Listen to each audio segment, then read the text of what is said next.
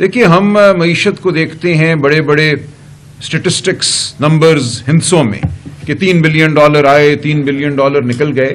ساجد ترین صاحب نے آپ کی توجہ مبذول کرائی ہے نیچے بالکل نچلی سطح پہ کہ بلوچستان میں ایک بھی فیکٹری نہیں ہے. آج 78 سال گزرنے کے بعد بلوچستان کے عوام کی جو معیشت تھی وہ تجارت پر مبنی تھی. افغانستان کے ساتھ یا ایران کے ساتھ وہ آپ نے بند کر دی جو بھی وجہ تھی. تو ہم نے یہ سوچنا ہے بطور پاکستانی کہ عام انسان جو پاکستان میں بستے ہیں ان کی معیشت کیا ہے. بالکل ممکن ہو سکتا ہے کہ اسٹیٹ بینک کے پاس $3 ارب یہاں سے آ جائیں, $4 ارب کہیں اور سے آ جائیں, لیکن اس کا کیا اثر پڑ رہا ہے اس شخص پہ جو تجارت کرتا تھا پشین میں یا تربت میں, یا جس کا آنا جانا تھا افغانستان, وہاں سے وہ میوہ لاتا تھا, چلغوزہ لاتا تھا, بیچتا تھا. اس کی معیشت, اصل معیشت وہ ہے میرے لیے. وہ انسان اگر بھوکوں مر رہا ہے تو مجھے کوئی پرواہ نہیں کہ آپ کے فارن ایکسچینج ریزروز کہاں جا رہے ہیں. مجھے سب سے پہلے یہ پوچھنا ہے کہ کیا بلوچستان میں, فاٹا میں, پنجاب میں, سندھ میں, ہر جگہ آزاد کشمیر GB میں جو غریب ہے اس کا چولہا جل رہا ہے کہ نہیں جل رہا. یہ بالکل ممکن ہے کہ امیر تر ہو رہا ہو, آپ کے ریزروز بھی بڑھ رہے ہوں, لیکن غریب تر ہو رہا ہو. یہ دونوں چیزیں ہمارے ملک میں تواتر سے ہوتی رہی ہیں. اور عمران خان صاحب بار بار یہ کہتے ہیں کہ جس ملک میں قانون نہیں ہوگا, رول آف لا نہیں ہوگا, وہاں مساوات نہیں ہوگی, وہاں حقوق نہیں ہوں گے, وہاں آواز دبائی جائے گی. غریب کے لیے جو آواز اٹھتی ہے اس کو دبا دیا جاتا ہے. وہ ایوان مزاری کی آواز ہو, وہ مارنگ بلوچ کی آواز ہو, وہ علی وزیر کی آواز ہو, وہ آواز جب دبائی جاتی ہے تو اس غریب کی معیشت بھی دب جاتی ہے. آواز کا اور معیشت کا گہرا تعلق ہے. جب آپ آواز نہیں اٹھنے دیتے تو پھر آپ اس شخص کی معیشت کو بھی کچل دیتے ہیں, اس کا چولہا آپ کے لیے غیر اہم ہو جاتا ہے. تو جب باتیں آپ کو بتائیں جھگڑا صاحب نے اور زبیر صاحب نے, کس طرح پیٹرول اور ڈیزل کی قیمتوں کو بڑھایا گیا, پرانا جو ذخیرہ تھا اس کو بڑی ہوئی قیمت پر بیچنے کی اجازت دی گئی. ایک ہفتے میں مجھے بتایا جا رہا ہے کہ $19 ارب جو ہے وہ آئل مارکیٹنگ کمپنیوں کی جیب میں گیا صرف ایک ہفتے میں. اور اگر آپ اس پورے عرصے کو دیکھیں تو یہ سینکڑوں ارب روپے بن جاتا ہے. اور یہ پیسہ آپ کی میری جیبوں سے نکلا.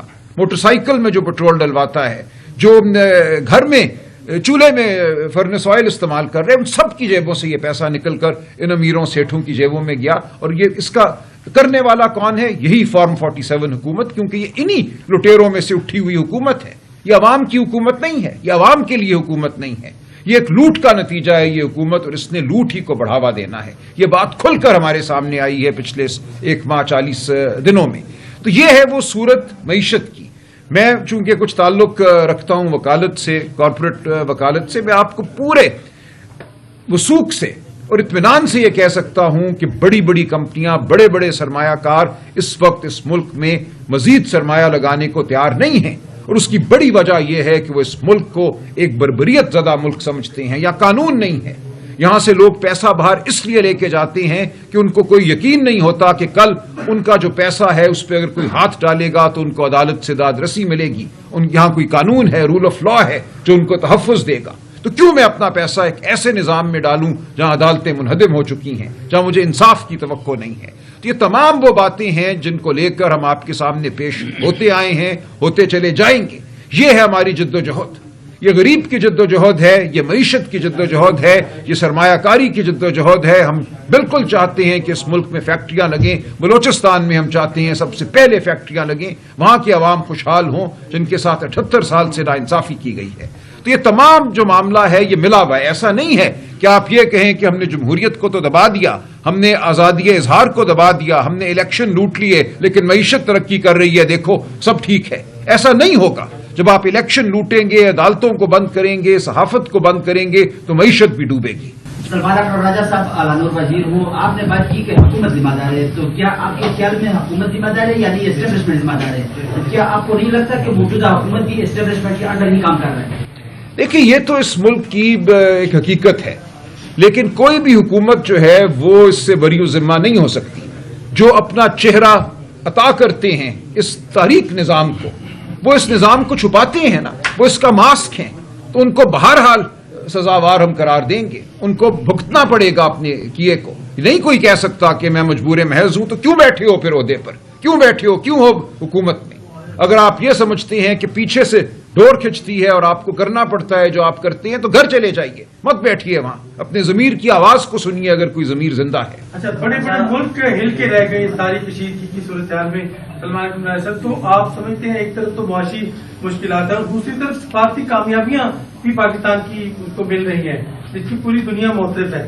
کیا آپ سمجھتے ہیں کہ سفارتی سطح پہ پاکستان کو کامیابی مل رہی ہے, اور کیا صدر ٹرمپ کا متوقع ہے جو دورہ, سمجھتے ہیں کہ اس کو دورہ کرنا چاہیے پاکستان کا اور معاہدہ ہونا چاہیے پریزیڈنٹ؟ جی, معاہدہ بالکل ہونا چاہیے. ایک دیرپا امن جو ہے اس خطے میں, مشرق وسطیٰ میں, پاکستان, افغانستان, ایران, ان سب ممالک میں ہونا چاہیے. ہم صاحب کو آنا چاہیے یا نہیں وہ غیر اہم بات ہے, لیکن امن یہاں ہونا چاہیے.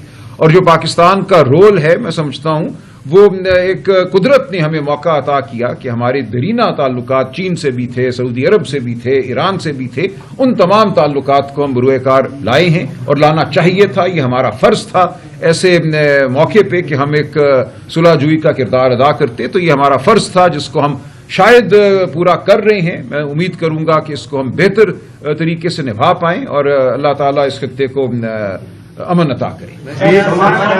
میں ایک جواب ضرور دینا چاہوں گا. یہ جو انہوں نے کوشچن پوچھا تھا نا کہ خطے میں اور باقی, بالکل مقابلہ کرنا چاہیے. ہمیں خوشی ہے یہ ڈپلومیٹک سکسیس کی, لیکن اس کے ساتھ ساتھ ہمیں یہ بھی دیکھنا چاہیے کہ انڈیا نے کتنا پیٹرول بڑھایا ہے, بنگلہ دیش نے کتنا بڑھایا ہے, سری لنکا نے کتنا بڑھایا ہے, نیپال نے کتنا بڑھایا ہے. یہ بڑا فنڈامنٹل ہے کہ بھائی پاکستان کیوں اتنا آگے جا کے بڑھا رہا ہے, ہمارے تو تعلقات بھی اچھے ہیں. دیکھیے, زبیر صاحب نے جو بنیادی بات کی ہے وہ یہ کی ہے کہ یہ ایک ڈاکہ ڈالا گیا ہے. یہ صرف اس لیے پیٹرول اور ڈیزل کی قیمت نہیں بڑھی تھی کہ بین الاقوامی قیمت بڑھ گئی تھی, اس سے بڑھ کر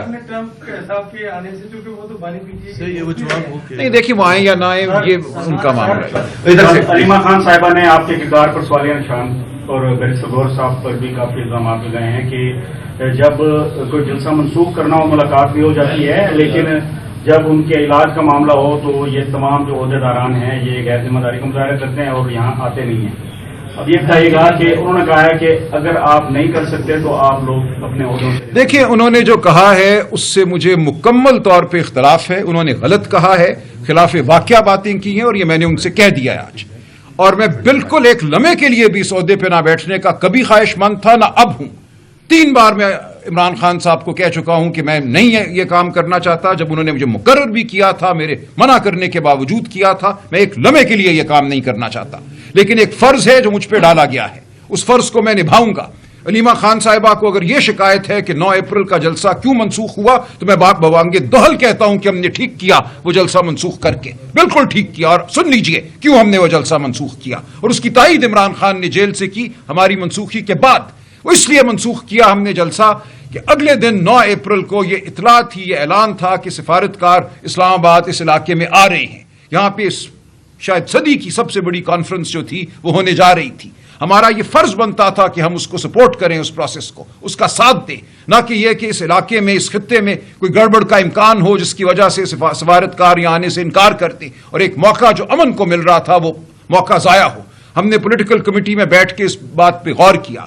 ہمارے تعلقات ہیں, ہمارے روابط ہیں مختلف سفارتکاروں کے ساتھ, وہ ترکی کے ہوں, وہ سعودی عرب کے ہوں, وہ ایران کے ہوں, ہمارے سب سے روابط ہیں. اور ہم جانتے تھے کہ ان سب کی خواہش کیا ہے. ان سب کی خواہش یہ تھی کہ ایک پرامن ماحول میں اسلام آباد کے علاقے میں یہ کانفرنس منعقد ہو. لہٰذا ہم نے بالکل ٹھیک فیصلہ کیا, اور اس فیصلے کو کرتے وقت ہم نے بالکل حکومت سے یہ کہا کہ عمران خان کو علاج کی جو سہولت ہے, جو ان کو ملنی چاہیے, جو ان کا حق ہے شفا انٹرنیشنل ہسپتال میں, وہ ان کو دیا جائے. ان کے ذاتی معالجین کو ان سے ملنے دیا جائے, ان کے خاندان کو, ان کی بہنوں کو ان سے ملنے دیا جائے. لیکن ہم اس دن کوئی دھمکی نہیں دے سکتے تھے.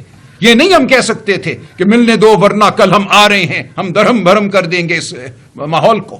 یہ کرنا پاکستان کے مفاد کے خلاف ہوتا, امت کے مفاد کے خلاف ہوتا, عالمی امن کے خلاف ہوتا. ہم نے بالکل ٹھیک فیصلہ کیا, اور جو کچھ یہ کہا گیا کہ سہولت کاری کی, ہم اس کو رد کرتے ہیں. ہم نے اپنے ایمان سے, اپنے وثوق سے, سچے جذبے کے ساتھ ٹھیک فیصلہ کیا, اور ہم اس پر کھڑے ہیں. سر شیر عبد المروت صاحب نے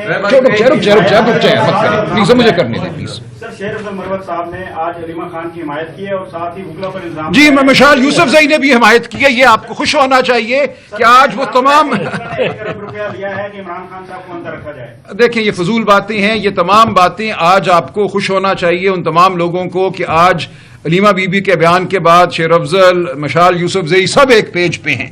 تو یہ اس بیان کی جو افسوسناک صورتحال ہے وہ سامنے آ جاتی ہے، اور میں نے اس کا تذکرہ علیمہ بی بی سے کر دیا ہے کہ ان کی بات جو تھی اور جو نورین آپا کا اس سے پہلے جو ٹویٹ تھا یہ بالکل بے محل تھا اور معاملات کو سمجھے بغیر کہا گیا ہے. اور ایک منٹ پلیز آپ رک جائیے.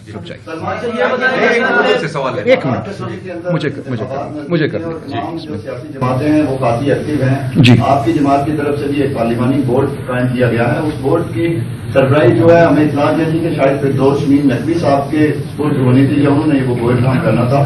اور آپ کے اس بورڈ قائم کرنے کے بعد جو کارکنان ہیں ان میں بھی شدید تحفظات ہیں اور آپ کی جو مرکزی قیادت ہے اس کے اندر بھی تحفظات ہیں.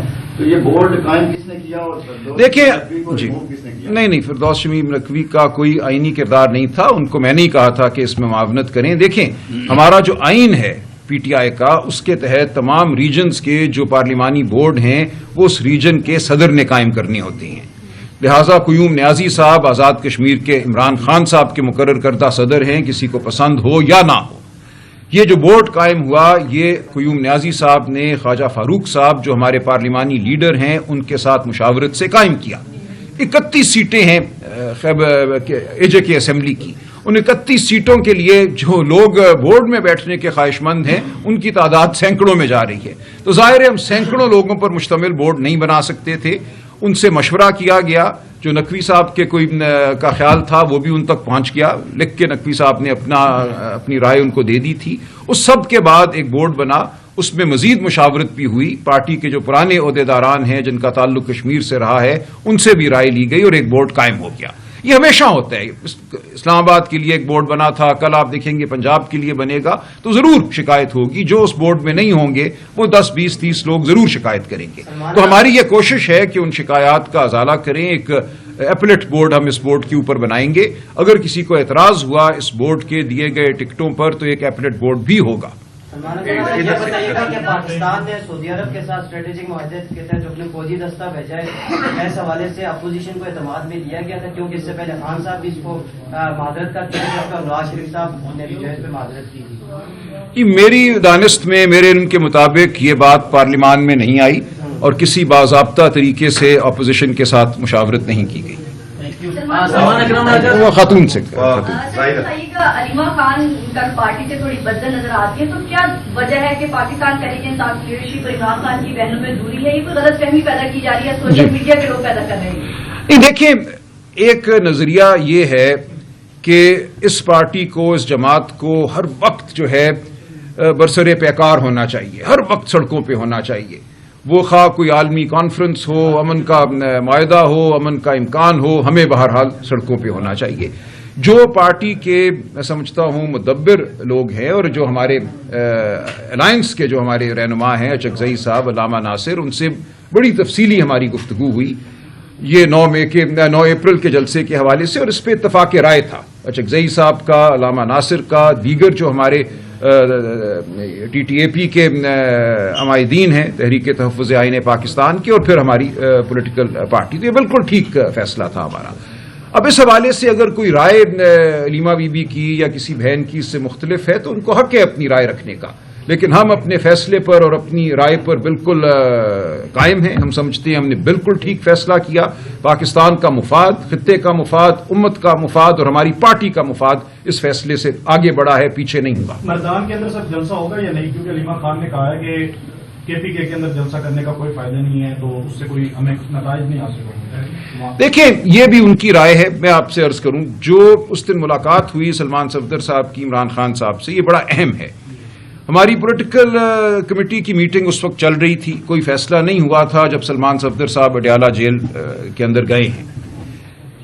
ان کے وہاں جیل میں ہوتے ہوئے عمران خان صاحب سے ملاقات کے دوران ہماری پولیٹیکل کمیٹی نے فیصلہ کیا کہ 9 اپریل کو جلسہ نہیں کرنا.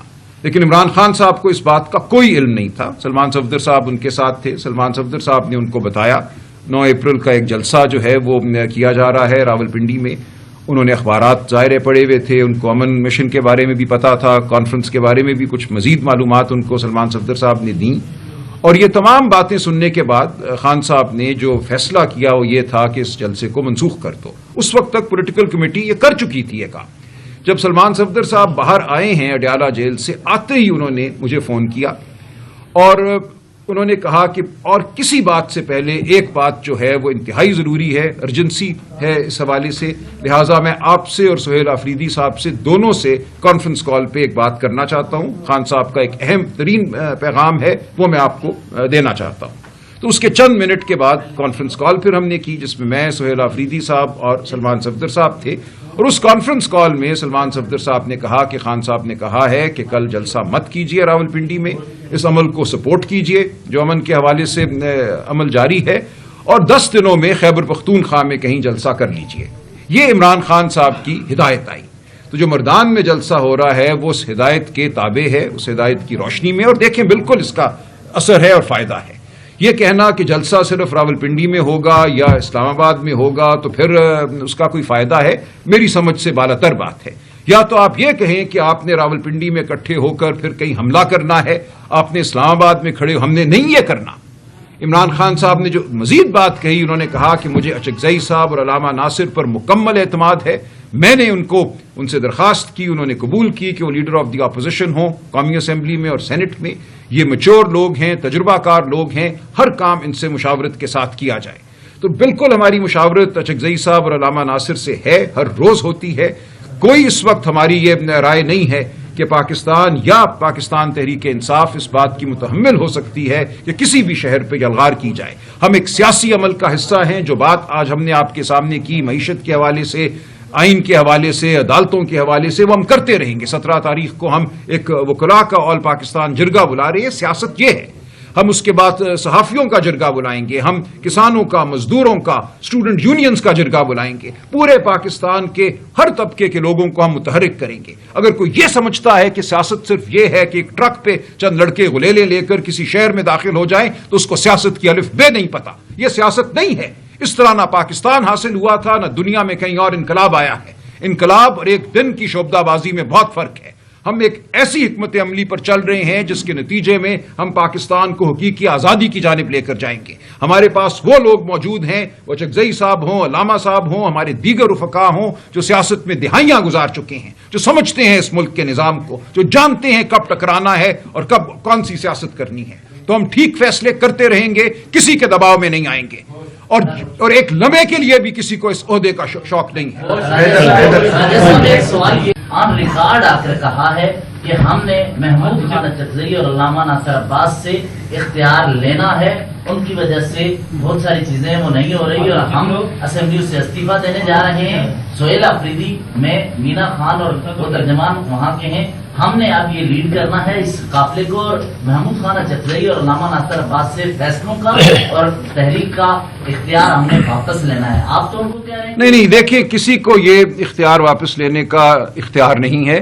یہ فیصلہ عمران خان صاحب کا ہے، اور جو بھی اختیار انہوں نے تفویض کیا ہے وہ ان کا تفویض کردہ ہے. وہ چاہے تو واپس لے سکتے ہیں اور کوئی اس اختیار کو واپس نہیں لے سکتا. بڑھیں گی اور پاکستان پر بھی اس کا اثر ہوگا، اور ہم ایز اپوزیشن بالکل تیار تھے حکومت کو اس حد تک سپورٹ کرنے کے لیے کہ جو بھی اس کے اثرات ہوتے ہیں انٹرنیشنل آئل پرائسز کے، وہ حکومت کے لیے مشکل ہوگا برداشت کرنا. بہت حد تک ان کو برداشت کرنے کی ضرورت بھی تھی، اس کے طریقے بھی تھے، لیکن ان کو پاس آن کرنا پڑے گا. لیکن ہمیں یہ امید نہیں تھی کہ حکومت ہر اناؤنسمنٹ کے وقت کچھ نہ کچھ ایسا کھیل کھیلنے کی کوشش کرے گی جس سے کچھ بڑے مافیاز کو تو فائدہ ہو لیکن عوام کی جیبوں پر ڈاکہ ڈالا جائے اور billions and billions of rupees کا ڈاکہ ڈالا جائے. بغیر کچھ ویسٹ کیے ہوئے میں آپ کو یہ بتانا چاہتا ہوں کہ 4 ایسے میجر ڈیسیشنز حکومت نے لیے ایران امریکہ وار کے بعد، جس سے یا تو کم کی گئیں قیمتیں یا زیادہ کی گئیں. سب سے پہلے فیصلہ کیا گیا مارچ 7 کو، جب وار چھڑنے کے 1 ہفتے کے بعد. اب اس دن یہ کہا گیا کہ اس سے پہلے یہ کہا گیا، ہمارے وزیروں نے کہا، پیٹرولیم منسٹر نے کہا، فائنانس منسٹر نے کہا، سب نے یہ کہا کہ جی ہمارے پاس 1 مہینے کے ریزروز موجود ہیں. 1 مہینے کے ریزروز موجود ہیں. کس پرائس پر آئے تھے؟ وہ اولڈ سٹاکس پر آئے تھے. تو آپ کا کوئی حق نہیں بنتا تھا کہ آپ اس دن 7 مارچ کو 55 روپے پرائس بڑھا دیں پیٹرول کی اور 55 روپے ہی پرائس بڑھا دیں ڈیزل کی. جو 55 روپے پیٹرول کی پرائس بڑھائی، اس میں بھی 2 چیزیں کی گئیں. ایک 30 روپے انٹرنیشنل آئل پرائسز کا کہا گیا اور 25 روپے آپ کا پیٹرولیم لیوی کی حد میں. اب ایک طرف آپ خود ایک اتنی بڑی آپ جھٹکا دے رہے ہیں قوم کو. 30 روپے کوئی آسان کام نہیں تھا, اور وہ بھی غلط تھا کیونکہ وہ پرانے سٹاکس تھے. ایک چیز جو اس حکومت نے بار بار ڈسپلے کی ہے کہ بھائی اگر کوئی چیز بزنس ایز یوزول ہوتی تھی ان دا پاسٹ, اب آپ کو اس کا طریقہ کار چینج کرنا پڑے گا, اس کے فارمولا چینج کرنے پڑیں گے. پہلے اوپر نیچے اتنی تیزی سے نہیں ہوتی تھی. سو آپ اگر کسی کو فائدہ پہنچانے کے لیے فارمولا چینج کرنا تھا تو وہ عوام کی بہتری کے لیے کرنا تھا. سو آپ نے 25 روپے ٹیکس لگا دیا اور 30 روپے آپ نے وہ بڑھا دیا جس پرانے سٹاکس پر. فائدہ کس کو پہنچا؟ آئل مارکیٹنگ کمپنیز کو فائدہ پہنچا. ونڈ فال پروفٹ انہوں نے خریدے تھے کس ریٹ پر؟ $60-65 فی بیرل پر, اور بیچے کس ریٹ پر؟ $85-90 فی بیرل پر. نقصان کس کا ہوا؟ پاکستان کے عوام کا. جیبیں کس کی لوٹی گئی؟ پاکستان کے غریب عوام کی. اس کے بعد دوسرا فیصلہ ہوا 1 اپریل کو, اس میں آپ نے 2 بڑے پرائس انکریز اناؤنس کیے. ایک ڈیزل کی مد میں 185 روپے اور پیٹرول کی مد میں 135 روپے. اس 135 روپے میں بھی ذرا دیکھیں کہ کیا انہوں نے کیا. 80 روپے انٹرنیشنل آئل پرائسز کی وجہ سے اور 55 روپے پیٹرولیم لیوی کی مد.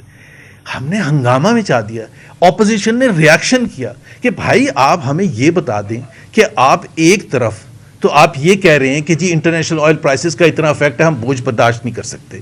تو ہم سمجھتے ہیں کہ بوجھ برداشت نہیں کر. آپ 55 روپے ٹیکس کیوں لگا رہے ہیں؟ 25 روپے آپ نے پچھلی دفعہ لگا دیا تھا. 80 روپے آپ نے پیٹرولیم لیوی جو اس سے پہلے وار سے پہلے 80 روپے تھا اس کو ڈبل کر دیا. 3 ہفتے کے اندر آپ نے ڈبل کر کے 160 روپے کر دیا. اتنا جب ریاکشن ہوا, تیمور نے بھی یہاں پریس کانفرنس کی, سلمان راجہ نے وہاں لاہور میں پریس کانفرنس کی, میں نے کراچی میں پریس کانفرنس کی, ہمارے دوسرے جو اپوزیشن کے ساتھی انڈیپینڈنٹ اکانومسٹ, دوسرے لوگ, سب نے یہ شور مچایا کہ یہ ظلم ہے, یہ زیادتی ہے, یہ نہ کریں آپ. اس کا صرف یہ نہیں کہ عوام پر ڈائریکٹ بوجھ پڑے گا, اس کا انفلیشنری افیکٹ ہوگا, سب چیزوں میں جا کے افیکٹ ہوگا, اور اکانومی کا برا حال پہلے ہی ہو چکا ہے اور زیادہ ہوگا. سو آپ نے کیا کیا؟ 24 گھنٹے کے اندر وزیر اعظم آئے, اور یہ بھی بڑا انٹرسٹنگ ہے, جب بھی ریڈیوس کرنے ہوتی تھی تو وزیر اعظم تھے اور انکریز کرنی ہوتی تھی تو وزیروں کو بھیجتے تھے. 24 گھنٹے کے بعد وزیر اعظم, جس کی وجہ سے آپ نے 80 روپے ان دا فرسٹ پلیس بڑھائے. ڈیزل کی پرائس میں ایٹ دا سیم ٹائم آپ نے 186 روپے کا انکریز کر دیا, 185 یا 186 روپے کا انکریز کر دیا. ہم نے شور مچایا, ہم نے کہا اس کا کوئی تعلق نہیں ہے. 30% سب کو پتا ہے 30% ڈیزل جو ہے وہ امپورٹ ہوتی ہے, 70% لوکلی ریفائنڈ ہوتی ہے, 70% کا انٹرنیشنل آئل پرائسز سے کوئی تعلق نہیں ہے. اور آپ پاکستان کے عوام کا خیال نہ رکھتے ہوئے, ظلم کرتے ہوئے 100% جو 70% جو یہاں لوکل ریفائن ہوتا ہے اس پر بھی انٹرنیشنل آئل پرائسز کا امپیکٹ ڈال دیا. اور ریزن کیا ہے کہ یہ ایک فارمولا ہوتا ہے. فارمولا اگر تھا, these were unusual times and it required unusual solutions. آپ کو سمپل ایک چیز کرنی تھی, یہ کاسٹ کتنا کیا. ایک چھوٹا سا دکاندار بھی اس چیز کو سمجھ سکتا ہے کہ جی آپ اتنا کاسٹ کیا, اتنا میں چارج کروں. آپ نے کیا کہ 70% جو لوکل ریفائنڈ ہے اس پر بھی لگا دیا انٹرنیشنل آئل پرائسز کا امپیکٹ, اور آپ نے کر دیا 520 روپے, 185 روپے آپ نے بڑھا دی قیمت ایک جھٹکے میں. اب جب اس پر شور ہوا, بہت زیادہ شور ہوا, تو جو پچھلے ہفتے کو ٹاک شروع ہو رہی تھیں اس سے ایک رات پہلے وزیر اعظم آئے.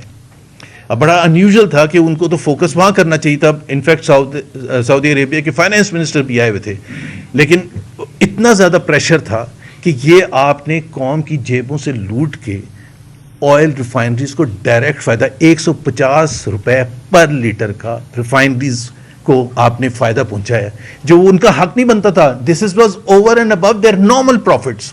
سو آپ نے جب 150 روپے لوگوں کو چارج کیا تو وزیر اعظم صاحب آئے 10 اپریل کی رات کو, اور انہوں نے پھر معصومانہ طریقے سے کہا میں فل فور 135 روپے ڈیزل کی مد میں کم کرتا ہوں.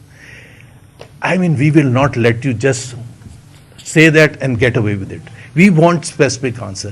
کس نے مشورہ کیا تھا, کس کی پیسوں, کس کے جیبوں کو لوٹا گیا اور کن کو فائدہ پہنچایا گیا. پہلی دفعہ آئل مارکیٹنگ کمپنیز کو, دوسری دفعہ آپ نے آئل ریفائنریز کو فائدہ بنایا, اور ونڈ فال پروفٹس اور انیوژل سرکمسٹانسز میں, مشکل ترین حالات میں, بجائے کہ آپ تھوڑا سا نرمی کرتے, بجائے کہ اگر آپ نے کوئی فیصلہ کرنا تھا اس کا بینیفٹ اگر کسی کو جانا تھا, عوام کو جانا تھا, آپ نے بینیفٹ ان کو آئل ریفائنریز کو اور آئل مارکیٹنگ کمپنیز کو پہنچا دیا اور بڑے آرام سے آپ ہضم کر کے. تو یہ ہم نے اس میں آپ کو ہم ڈسٹریبیوٹ بھی کریں گے. ہم نے ایک پورا اسٹیٹمنٹ بنائی ہے date by date, impact by impact, and then we have asked specific questions کہ آپ کیا کریں گے. میں ایک صرف اور چیز کی بات کروں گا کہ سعودی عربیہ سے ہمیں اللہ کا شکر ہے $3 بلین کا کمٹمنٹ آ گئی ہے, جو میرا خیال ہے اگلے چند دنوں میں پاکستان میں آ جائے گا ہمارے فارن ایکسچینج ریزروز میں, اور یہ اس کو کمپنسیٹ کرے گا جو $3.5 بلین جو ہمیں UAE کو واپس دینا ہے. یہ بہت اچھی بات ہے, اور سعودی عربیہ ہمیشہ ہماری مدد کرتا رہا ہے اور ہمیں اس کا شکر گزار ہونا چاہیے کہ مشکل ترین وقت میں.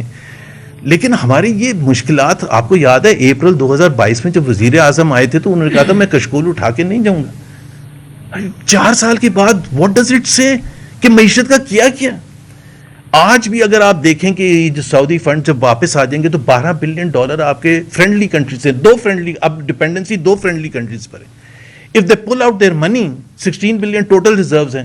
آپ کی اکانومی کہاں ہے؟ 1 ہفتے میں ڈیفالٹ کر جائے گی. ہم نہیں چاہتے, ہم صرف یہ یاد دہانی کرانا چاہتے ہیں کہ بھائی آپ نے اپنی ارننگز بھی کچھ کی ہیں, اور وہ جو باقی بچا ہے اس میں تقریباً $3.5 بلین پچھلے 2 سال میں IMF سے آ چکے ہیں. سو آپ نے تو کچھ بھی نہیں ارن کیا پچھلے 4 سال میں.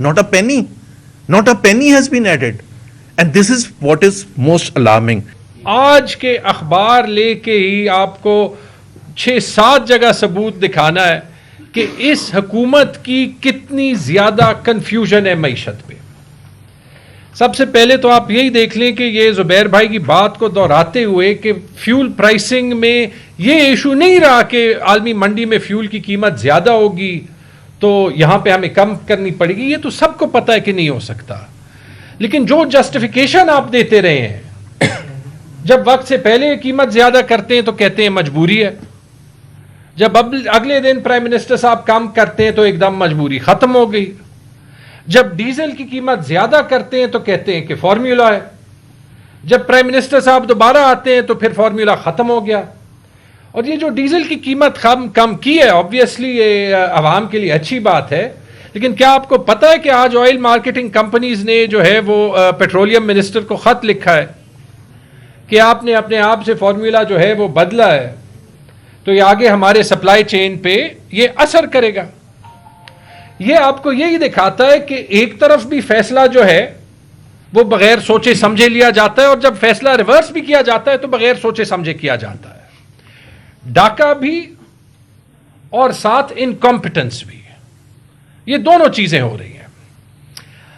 آگے جاتے ہوئے یہ صرف پیٹرول کی بات نہیں ہے, یہ جو آج کی سب سے بڑی خبر ہے, میں یہ بھی ریپیٹ کرتا ہوں, یہ دوسری بات ہے جو میں ریپیٹ کرنا چاہتا ہوں کہ یہ بڑی اچھی بات ہے کہ سعودی عربیہ نے یہ $3 ارب پاکستان کو دیے, اور بالکل اس کو بھی ایکنالج کرنا پڑے گا کہ جہاں تک یہ پرشین گلف میں مشرق وسطیٰ میں یہ جنگ کا تعلق ہے وہاں پہ پاکستان کا ایک بڑا مثبت رول رہا ہے.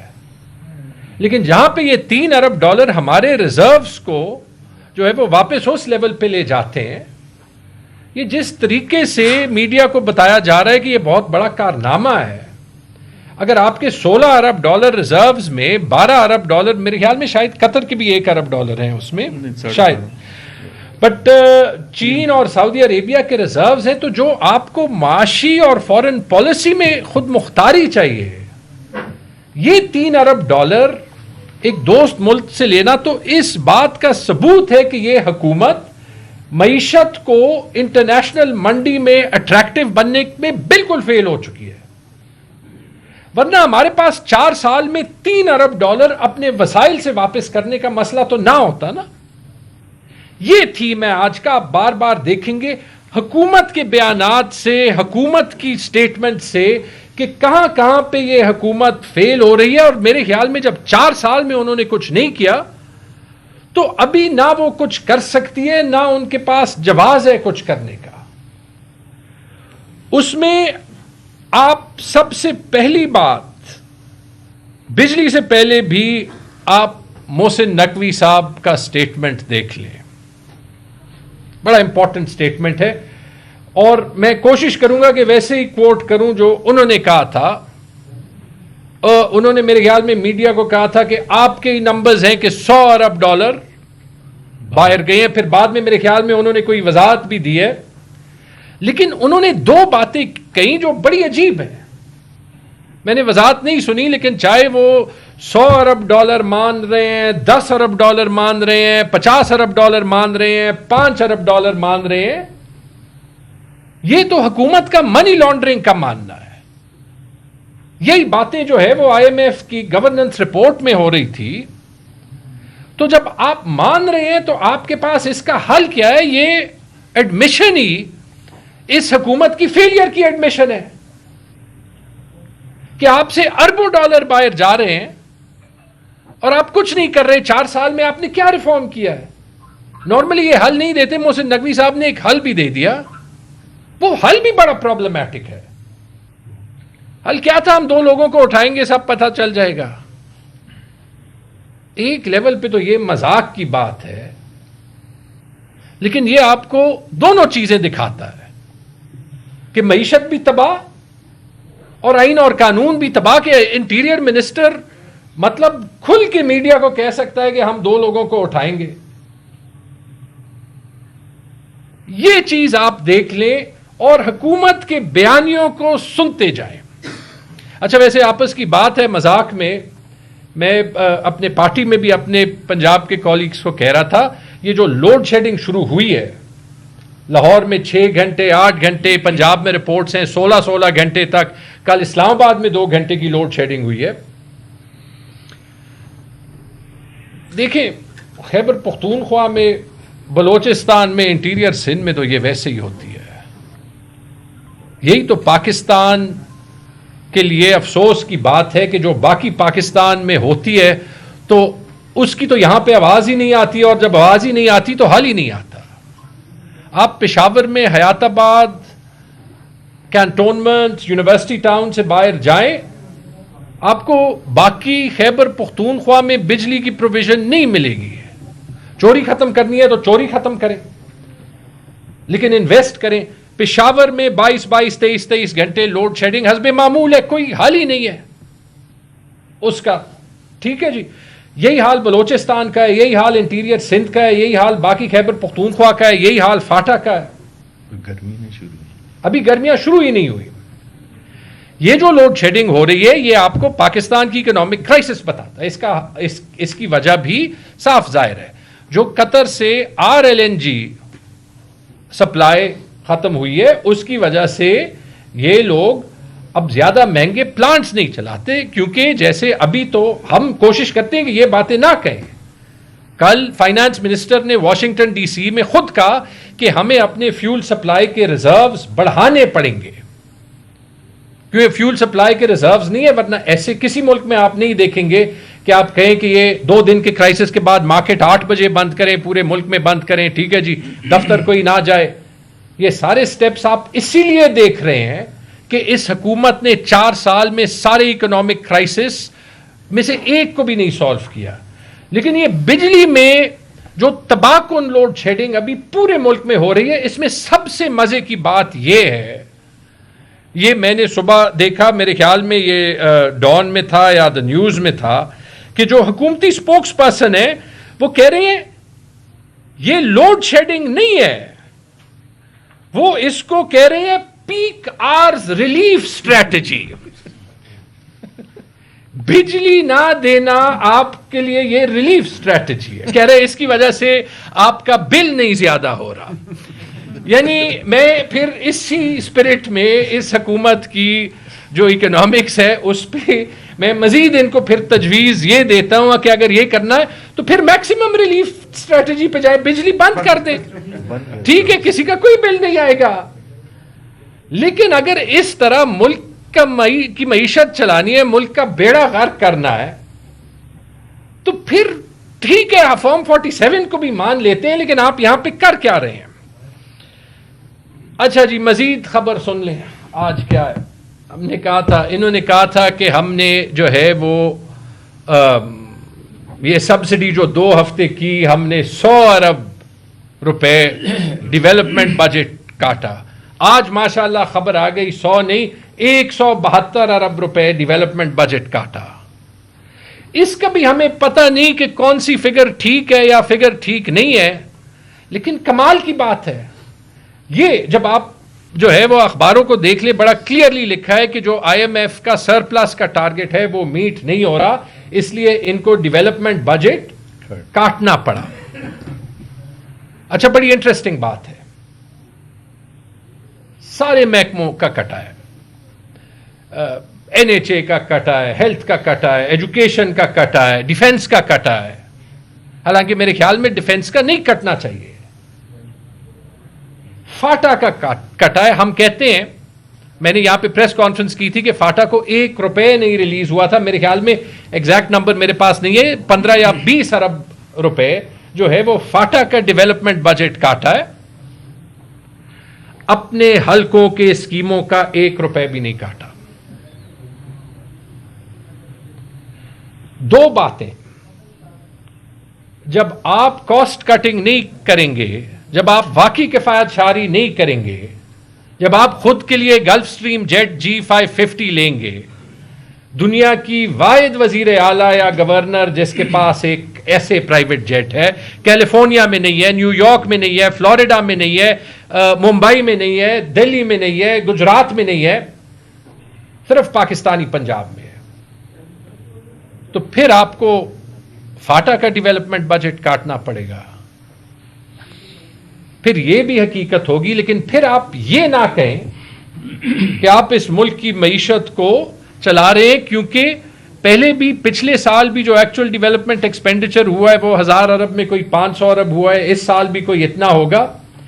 2022 کے فگرز میں آپ لے لیں جب خان صاحب تھے, تو مطلب یہ ڈیولپمنٹ سپینڈنگ اس کی آدھی ہے. اور ابھی میں اس پہ بات ہی نہیں کر رہا, اس پہ علیحدہ پریس کانفرنس کریں گے کہ جس بات کو یہ ڈیولپمنٹ کہتے ہیں کہ اس ڈیولپمنٹ بجٹ میں ایکچولی ڈیولپمنٹ کیا ہوتا ہے اور ان کے لیے کیا ہوتا ہے.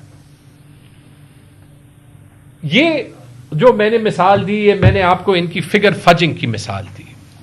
اور یہ جو ہم پریس کانفرنس کر رہے ہیں, یہ ہم اسی لیے کر رہے ہیں کہ کسی نے اس ماحول میں عوام کا بھی سوچنا ہے. آج ایک ادارہ ہے, اس کا جو ہے وہ نام ہے social policy and development centre. انہوں نے پوری ریسرچ کی ہے, یہ بزنس ریکارڈر میں رپورٹڈ ہے, پاورٹی پہ. حکومت کی فگرز آئی تھی کہ پاکستان میں پاورٹی جو ہے, غربت جو ہے, وہ سب سے زیادہ ترین شرح پہ ہے, 28% کو بڑھ گئی ہے. یہ ریسرچ کہہ رہی ہے کہ 28% نہیں ہے, 44% ہے. ورلڈ بینک والے فگرز پہ ہم واپس آ گئے. یعنی مسئلہ یہ ہے کہ اس حکومت نے پھر سے 12 کروڑ پاکستانیوں کو بالکل غربت کی لکیر کے نیچے جو ہے وہ کچل دیا ہے. اور پھر جب بجلی بند کر دیتے ہیں تو کہتے ہیں یہ آپ کے لیے ریلیف ہے, کیونکہ بجلی نہیں ہوگی تو آپ کو بل نہیں دینا پڑے گا. اس قسم کی اکنامکس ویسے دنیا میں, اس قسم کا بندہ ہی ویسے ڈونلڈ ٹرمپ کو نوبیل پرائز دے سکتا ہے. اچھا جی, امریکہ پہ آتے ہیں. وزیر خزانہ امریکہ میں, اور امریکہ میں میں نے بڑی انٹرسٹ کے ساتھ دیکھا کہ ان کی میٹنگ ہوئی امریکہ کی ٹریڈ سیکرٹری کے ساتھ, اور بڑی سرخی لگی ہے کہ Pakistan and America to deepen economic ties. امریکہ سے انویسٹمنٹ آئے گی, پوری دنیا سے انویسٹمنٹ آ رہی ہے. یہاں پہ ہم بیٹھے تھے, پچھلی جو انویسٹمنٹ کا MOU سائن ہوا تھا البیک چکن کا, وہ البیک چکن تو ابھی تک پاکستان میں کسی نے نہیں کھایا. لیکن اگر ہم یہ امریکہ کی انویسٹمنٹ کی بھی بات کریں, اس سے یاد آیا, اور یہ سوال بھی حکومت سے جو ہے وہ پوچھنا پڑتا تھا کہ امریکہ سے تو انویسٹمنٹ آئی تھی. ایک عدد شخص تھے, ان کا نام تھا جینٹری بیچ. آپ سب سے بھی ملوایا تھا, وزیر اعظم سے بھی ملوایا تھا, پوری کابینہ سے بھی ملوایا تھا, ہر کسی سے ملوایا تھا. اربوں ڈالر لانے تھے, مائننگ میں انویسٹمنٹ لانی تھی, ہوٹل بنانے تھے. کہاں ہے جینٹری بیچ؟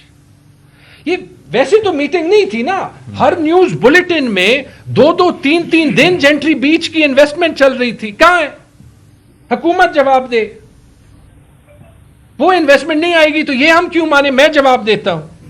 وال اسٹریٹ جرنل میں جینٹری بیچ پہ پورا بڑا مضمون, وال اسٹریٹ جرنل دنیا کا سب سے بڑے اخباروں میں سے ہے, کہ یہ بندہ ہے دنیا کے ملکوں میں پھرتا ہے, اپنی ڈونلڈ ٹرمپ کے خاندان کے ساتھ جو ہے وہ کنیکشنز دکھاتا ہے, اور ایفیکٹولی وال اسٹریٹ جرنل اس کو ایک فراڈ کہہ رہا ہے. پاکستان, یہ مضمون میں آپ کو بھیج دوں گا بعد میں, پاکستان کی حکومت اگر ایسے بندے کے ساتھ سارے جو ہے وہ پاور جو ہے وہ ہولڈرز کو ملوا رہی ہے, تو اگر اس پہ اتنے بڑے مضمون لکھے جا رہے ہیں کہ وہ فراڈ ہے, اس پہ میرے خیال میں کیس بھی ہوئے ہیں, تو اب اس کا کیا جواب دے گی؟ اس سے مجھے یہ یاد آتا ہے کہ جو محسن نقوی صاحب نے, یہ آپ حرکتیں دیکھ لیں یا ان کی دوسری بات دیکھ لیں کہ انہوں نے کہا تھا کہ جی یا لوگ اپنی 20-30% دولت واپس لائیں یا ہم 2-3 لوگوں کو پکڑ لیں گے. تو اگر یہ مل کے ہماری انویسٹ ان پاکستان اسٹریٹجی ہے کہ یا جو ہے اپنے پیسے واپس لے آؤ یا ہم کسی کو پکڑ کے غائب کر دیں گے, تو ویسے کمال کی بات ہے. اس کے بعد میں دیکھتا ہوں انہی چیزوں کی وجہ سے تو جو پاکستان کے سب سے بڑے سرمایہ دار ہیں وہ اپنا پیسہ باہر نکال رہے ہیں. تو یہ انویسٹمنٹ اسٹریٹجی بھی اتنی انوکھی ہے جتنی یہ لوڈ شیڈنگ اسٹریٹجی ہے. آخری بات جی, پھر میں سلمان صاحب کو ہینڈ اوور کرتا ہوں. ہر روز ہمیں دکھایا جاتا ہے کہ پنجاب جو ہے وہ ایک ماڈل آف گڈ گورننس ہے. مطلب ایک حکومت گلف سٹریم G550 جیٹ لے رہی ہے جو دنیا میں کوئی حکومت نہیں لیتی, کہ اگر پوری ملک میں ایک حکومت ہے جو کہ گڈ گورننس کر رہی ہے تو وہ پنجاب کی حکومت ہے. اور سب سے زیادہ چرچا وہاں پہ ہیلتھ ریفارم کا ہو رہا ہے. ہاں ایک ہیلتھ ریفارم تو میں نے دیکھا ہے, کیونکہ پنجاب میں نے سیاست میں آنے سے پہلے کام کیا, کہ 4000 BHUs میں یہ ریفارم آ گیا کہ سب کا نام مریم کلینک تو ہے وہ رکھ دیا گیا.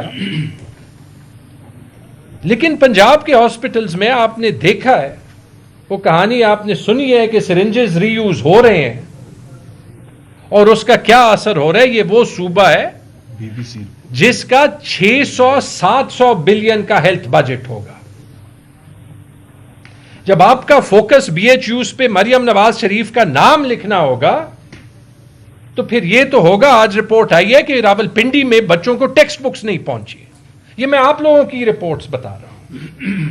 جب آپ کا فوکس گلف سٹریم جیٹس پہ ہوگا, جب آپ کا فوکس جو ہے وہ PTI اور عمران خان کے حقوق کو پامال کرنے پہ ہوگا, تو پھر عوام بجلی میں بھی سفر کرے گی, پھر عوام جو ہے وہ مہنگائی میں بھی سفر کرے گی, پھر عوام پیٹرول میں بھی سفر کرے گی, اور پھر جو ہے وہ عوام یہاں پہ بھی سفر کرے گی جو ہیلتھ سروسز انہیں آفر ہو رہی ہے. اینڈ میں ایک سجیشن مان لیں وہی دیتا ہوں کہ یہ ضرور اس پہ نظر رکھیں کہ جمعے کو تقریر شہباز شریف نے کرنی ہے یا پھر اورنگزیب یا علی ملک صاحب نے کرنی. اگر شہباز شریف نہیں کر رہے تو ضرور اپنی ٹینکس جو ہیں وہ بڑھا دیں.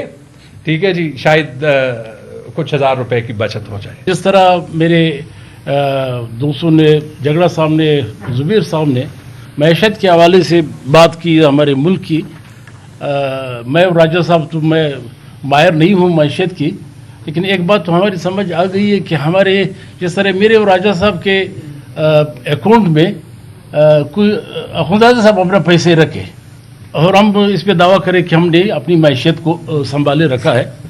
بہرحال بلوچستان تو اس حوالے سے کسی کھاتے میں نہیں ہے, ہم تو کسی کھاتے میں نہیں ہے, دوسرے کے قرض پہ چلنے والے. ہم تو سمجھتے ہیں کہ یہ معیشت کا یہ ساری دار مدار جو ہے یہ پولیٹیکل سٹیبلٹی کے ساتھ ہے. اگر ایک ملک میں, ایک قوم میں جب تک پولیٹیکل سٹیبلٹی نہ ہو وہاں پہ معیشت آپ کب تک دوسروں کے اس پہ آرٹیفیشل اس پہ چلائے گی جس طرح ہم چلا رہے ہیں.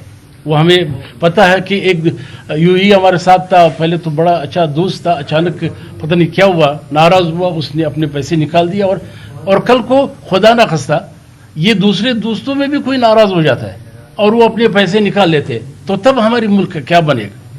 بلوچستان تو ہم کہتے ہیں کہ 75 سالوں سے ہم تو کسی کھاتے میں آئے نہیں, نہ ہمیں ایک صوبے کے, ہمیں تو ایک کالونی کے طور پہ چلایا جا رہا ہے. بلوچستان میں پہلے تو کچھ تھا کہ ہماری جتنے بھی ریسورسز تھے वसाइल थे, माइंस थे, उस पर कब्जा था। हम कहते हैं ये सारे इस्लामाबाद और इस्टेब्लिशमेंट अपने मुबादत के लिए वो इस्तेमाल करते हैं। हमें अभी तो हमारे सियासी इख्तियार भी लिया गया। ये जिस तरह ये फॉर्म 47 कहता है जो हुकूमत के नाम देते हैं, हमारे यहाँ तो एक्शन हुआ बाकायदा असेंबलियों का और सेनेट के लिए जिस तरह ये असेंबली लाई गई, और वो जिस तरह इस वक्त कानून साजी कर रहा है, माइंस मिनरल एक्ट जिस तरह पास किया, ये बलूचिस्तान के कोई भी एक शख्स जो है उससे इत्तेफाक नहीं करता। और वहाँ पे अब असल क़यादत को, असल पॉलिटिकल वर्कर्स को दीवार से लगा दिया गया। उसको जिस तरह सारे पाकिस्तान में मुल्क की सतह पे आप देख रहे हैं कि अभी इमरान खान इस मुल्क में सबसे बड़ी पार्टी का सरबराह है और वो जेल में है। जुर्म क्या है? कोई नहीं बता सकता किसका जुर्म क्या है। अली वजीर कब से जेल में है ये कोई नहीं बता सकता। कि अली वजीर ने एक तकरीर की थी, किसी पे एक उंगली उठाया था, इतराज उठाया था, ये वहाँ पे हमारे डॉक्टर मारंग बलोच उसके खवातीन, उसका सर जुर्म ये था कि उन्होंने लापता अफराद जो हज़ारों की तादाद में है उनके लिए एक बलोच एकजहती कमेटी तश्कील दी, और उसमें वो तमाम लवाकिन इस प्लेटफॉर्म से जदोजहद कर रहे थे कि ये कॉन्स्टिट्यूशन हमें ये प्रोवाइड कर दी कि हमें अपने जो लापता है, जो किसी अदालत में पेश नहीं किया गया, वो या तो अगर जुर्म है तो अदालत में पेश किया जाए या इसको बाजियाब किया जाए। उसको जाके 1 साल से ज़्यादा हो गया कि मारंग बलोच समेत हम सैकड़ों केसेस इस पे लगा दिए वो जेलों में। यहाँ पे ईमान मजारी और आदि परसों में मैं और अखुनज़ादा हमारे जो थेरी के जो स्पोक्समैन है, हम गए थे इसके वालदा से मिले। जेल में तो इजाज़त नहीं है कि इमाम मजारी ने सिर्फ ये कहा कि हमें अगर बलूचिस्तान से भी कोई किसी का फंडामेंटल राइट्स का इशू हो तो ये बच्ची जो है उस पर आवाज़ उठाती थी। इसके साथ आदि एडवोकेट होता। किस कानून के तहत उस बंद है? नहीं। अच्छा, इसको मुलाकात भी बंद है। यानी हम इस मुल्क में कह रहे हैं कि इस वक्त ये कानूनी और आईनी असम्बलियाँ बहाल है, कानून बहाल है, तमाम चीज़ें बहाल है। एक मुल्क के सबसे बड़ी जमात का एक सरबराह जो है वो एक सूबे के वज़ीर आला उस जमात का है, वो उसको मुलाकात तक इजाज़त नहीं है। तो हम ये कहते हैं कि बलूचिस्तान को तो हमने किसी खाते, अब ये पोजीशन आ गई कि वो सारे पाकिस्तान को इस लेवल पे ले जाया जा रहा है। और जब तक पॉलिटिकल स्टेबिलिटी ना आए बलूचिस्तान में तो कुछ नहीं हो। एक भी फैक्ट्री नहीं है तमाम बलूचिस्तान में। उसका तमाम ट्रेड का दारोमदार जो था वो आपके बार्टर ट्रेड के ऊपर था, एक आप अफगानिस्तान के साथ और एक आप ईरान के साथ। ये तमाम वहाँ के लोगों का अब कहते हैं कि ये लोग पहाड़ों पे क्यों चले गए, ये हज़ारों की तादाद में, ये कहाँ से, ये क्यों, वहाँ पे क्या करेंगे लोग, क्या करेंगे जब माशियत की ये हालत हो कि आप ये एक सिर्फ मरियम नवाज की एक जहाज़ जो है हमारे सारे डेवलपमेंट बजट जो है इसके बराबर है, जो इन्होंने एक जेट खरीदा है ये हमारे सारे सूबे का। और वो इस वक्त जो दोनों ट्रेड को उन्होंने बंद कर दिया, अफगानिस्तान के साथ भी ये बॉर्डर, ये पाकिस्तान बनने से पहले भी था राजा साहब, ये आज से नहीं है, ये सदियों से था, ये ट्रेड हो रहा था ईरान और अफगानिस्तान से। उन दोनों पे उन्होंने उसको बंद कर दिया, ख़त्म कर दिया। लोग वहाँ पे फाके के लिए इस वक्त खुदकशी पे आए। यूथ है या इधर खुदकशी कर ले या कोई डाका डाले या जाके उन लोगों से मिले जो पहाड़ों पे चढ़े हुए। और वहाँ पे जो पार्टी जो आईन कानून की बात करते हैं, बलूचिस्तान नेशनल पार्टी इसके सरबराह, इसको तो यहाँ तक मजबूर कर दिया कि उन्होंने इधर असम्बली के मेंबर थे, यहाँ पे वो कहते हैं मैं तकरीर नहीं कर सकता, तो मेरे यहाँ बैठने का, मेरे लोग मर रहे हैं या तो नौजवान जो है वो पहाड़ों पे चढ़ रहे हैं, तो मैं इधर बैठ के क्या करूँ। उन्होंने रिजाइन किया। उस पर आप पाबंदी, केसेस पे केसेस है इसके खिलाफ, सबरी पाबंदी जो है। तो हम समझते हैं कि ये अच्छी बात है कि हमारा मुल्क इस पोजीशन में आ गया। वो पता नहीं पोजीशन पे आ गया या उनकी हालत भी बड़ी ख़राब है कि ईरान और अमेरिका के दरमियान हम सालिसी कर रहे हैं। लेकिन सबसे ज़्यादा पहला काम ये होगा कि मुल्क के अंदर जो है यहाँ पे ये पॉलिटिकल स्टेबिलिटी कौन लाएगा, यहाँ पे आप बलूचिस्तान के लोगों के जख्मों पे आप कौन मरहम रखेगा, यहाँ के लोगों को कौन नज़दीक लाएगा, यहाँ की जो कॉन्स्टिट्यूशनल राइट है वो कौन प्रोवाइड करेगा।